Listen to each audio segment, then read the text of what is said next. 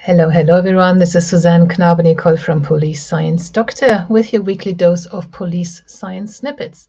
The purpose of Police Science Doctor is just to bring research findings in police science, evidence-based policing, investigative psychology, forensic psychology, criminology, all those kinds of fields closer to the people who are actually doing the work, the frontline law enforcement officers, the back office support officers, investigators, civilians, everyone working in the fields.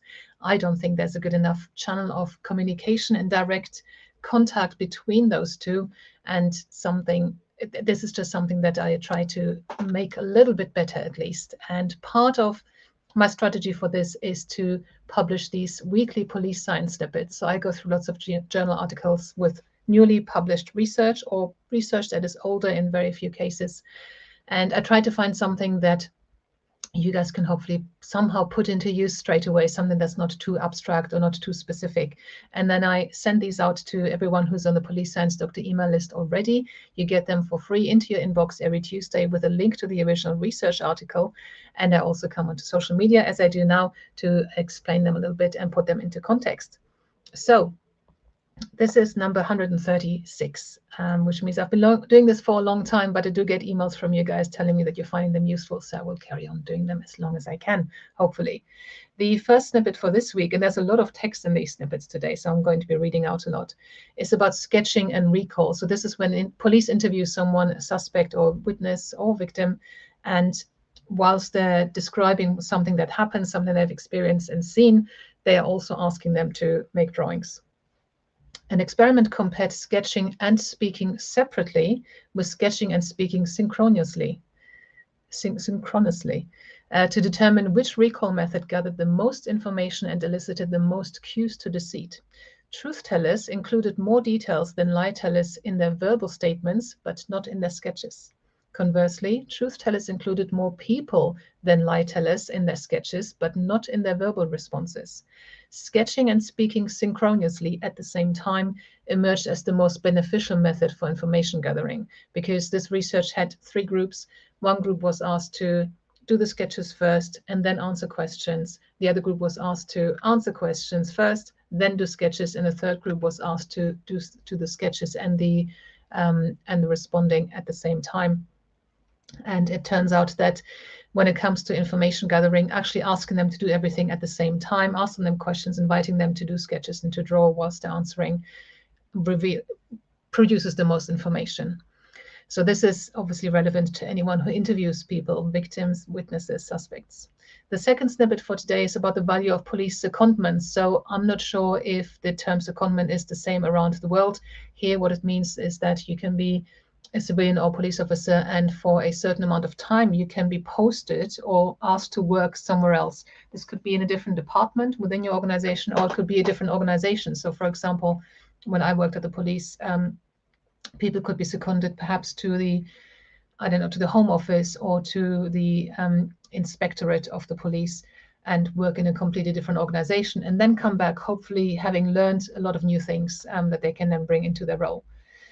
So this research found that the benefits of posting and secondments are that individuals develop their knowledge and skills, and organizations benefit from more effective and informed leaders. But areas for improvement are considering where and when knowledge and skills can be created and used. So we know whom do you post where.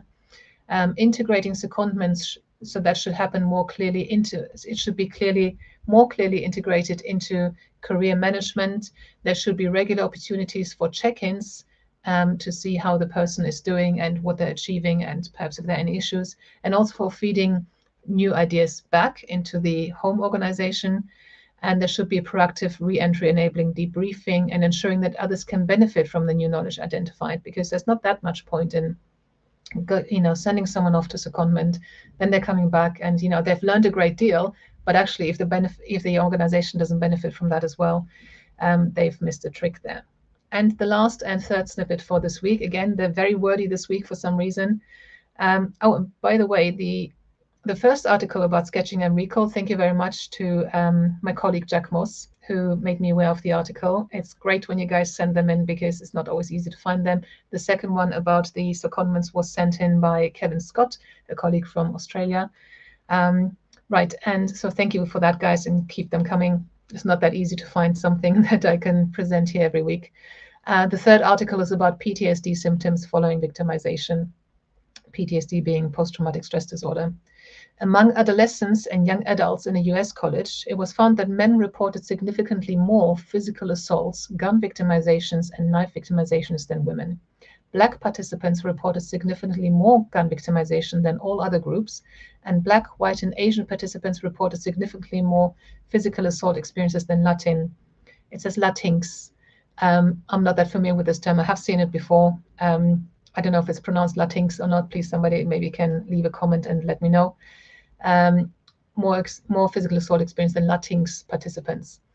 Individuals victimized by physical assault or by gun victimization were more than twice as likely to report clinically significant PTSD symptoms than individuals without such experiences, even after adjusting for demographic differences. So these are young people in a college, adolescents, and young adults. And they have these gender differences, and they also have these ethnicity differences to being exposed to violence, which reminds me of a talk I heard from Professor Lawrence Sherman, who now works as the first chief scientific officer at the London Police, the London Metropolitan Police in England, who said that actually Black people are under-policed. They're not protected enough by the police because they have much higher rates of victimization than white people.